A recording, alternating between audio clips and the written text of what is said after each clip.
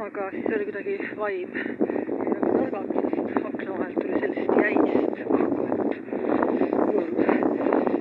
selle asemel selga oma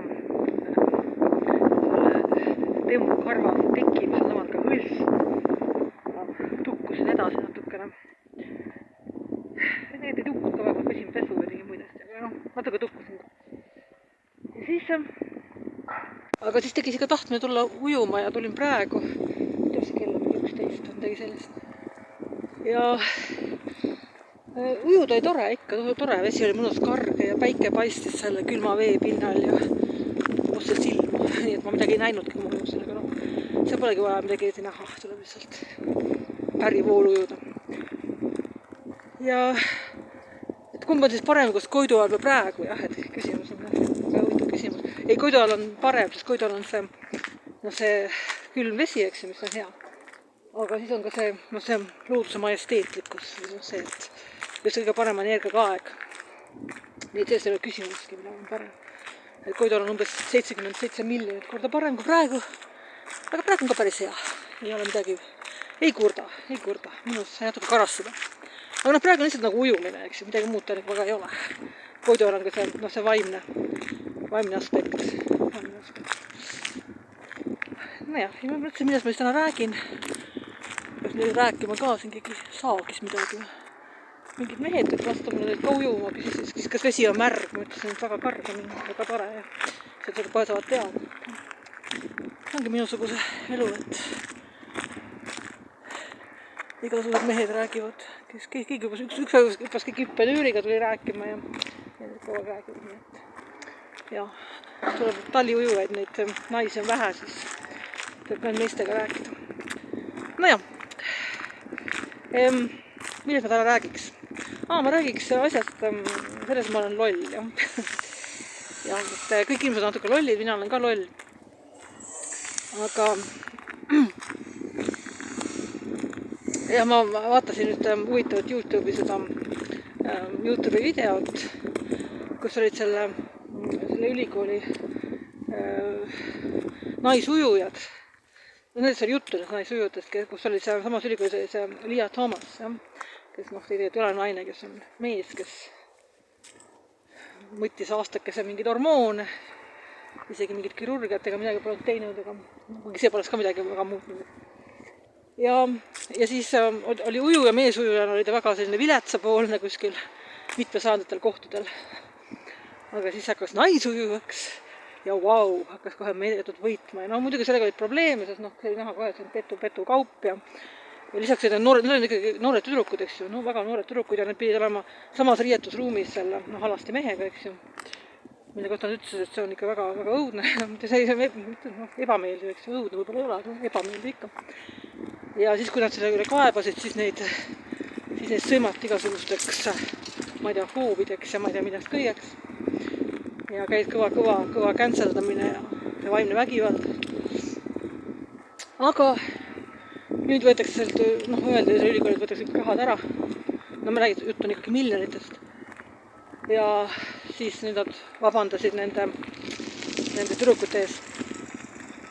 Ja taastatakse kõik need tiitlised, ütleme näiteks teisele kohal, tegelikult on ta esimesel kohal ja keegi 4. kohal, tegelikult 3. kohal ja nii edasi, kui see Lia Thomas võitles. Ja see video pani mind mõtlema ühel väga lihtsale asjale, et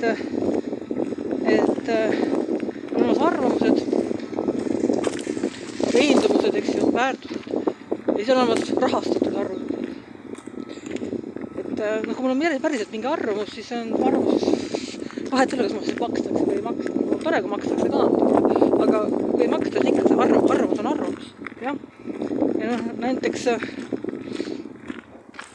kui sellel ülikooli oleks päriselt olnud see arvamus, ütleme selle Lia Thomase kohta, et ta on naine, mida ta muidugi ei olnud, eks ju, siis oleks ülikooli öeldud, et me võtame teile raha ära, siis tore, võtke, aga meie jääme arvamuse juurde. Ja muidugi see on muidugi väärarvamus, aga mingi austus jääks sellise inimese suhtes, nagu sellise organisatsiooni suhtes nagu alles, sest nad ei teeska kedagi, olevat keegi teine. See siin on siuke kollane. See on mingi seen, väga huvitav seen, ma pole sellist enne näinud.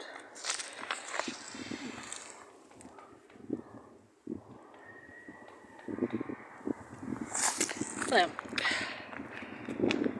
jah.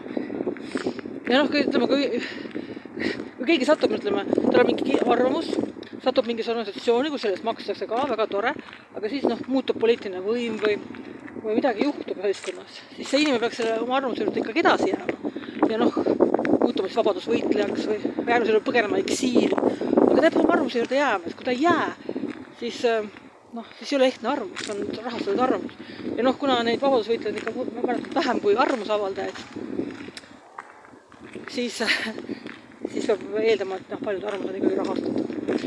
Minu siin eelis, mis ma siin lobisen, kõik mu arvamused on ehtsad, nad on rahastamata. Ma ei saa poolt veerandit, 8/8 punast krossigi nende juppudes, mida ma siin tardan ja räägin. Kõik on nagu täiesti minu.